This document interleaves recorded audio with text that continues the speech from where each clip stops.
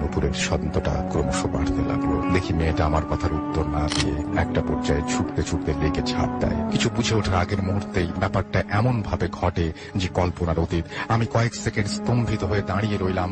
এমন সময় জলে প্রচন্ড ছটপটানির আওয়াজ শুনে ছুটে লেকের পাড়ে গিয়ে দেখি মেয়েটা হাবুডুবু খাচ্ছে, বাঁচাও বাঁচাও করছে। কিছু না ভেবে মেয়েটাকে বাঁচানোর জন্য জলে ঝাঁপ দেই। জলে ঝাঁপ দেওয়ার পর চমৎকার ভাবে বুঝতে পারলাম যে লেকটা ভীষণ ভীষণ ভীষণ। একদিকে মেয়েটা কে আর দেখতে পাচ্ছি না। আশ্চর্যের বিষয় হলো তখন মেয়েটাকে খোঁজার চেষ্টায় জলে ডুব দেই। জলের বেশ কিছুটা গভীরে খোঁজাখুঁজির পর হঠাৎই অনুভব করলাম জলটা কেমন যেন উগ্র শ্যাওলা পচা জলে পরিণত হয়েছে। দম আটকে আসার উপক্রম হয়ে উঠলে উপরে উঠে আসার চেষ্টা করছিলাম। এমন সময় অনুভব করি একটা বডি পায়ে ভাবত। জলের মধ্যে একটু অনুভব করার চেষ্টা করে বুঝতে পারলাম একটি মেয়ের শরীর, সম্ভবত সেই মেয়েটি। কিন্তু কি করে সম্ভব?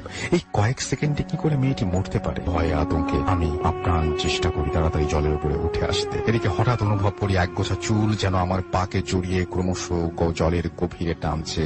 সেই ঘন জঙ্গলের গভীরতায় স্পষ্ট দেখতে পাই একজোড়া লাল জ্বলন্ত চোখ জলের তলানিটা প্রায় আলোকিত করে তুলেছে। ভয়ে আতঙ্কে সেই মুহূর্তে কয়েক ঢোক জল খেয়ে ফেলে। এদিকে সেই বিভৎস পচা গলা লাশটি ক্রমশ গভীরতায় আমাকে অনবরত টানছিল। মনের মধ্যে তখন একটাই হতাশা বিরাজমান, হয়তো আমি বাঁচবো না, পরিবারের মুখ দেখতে পারবো না।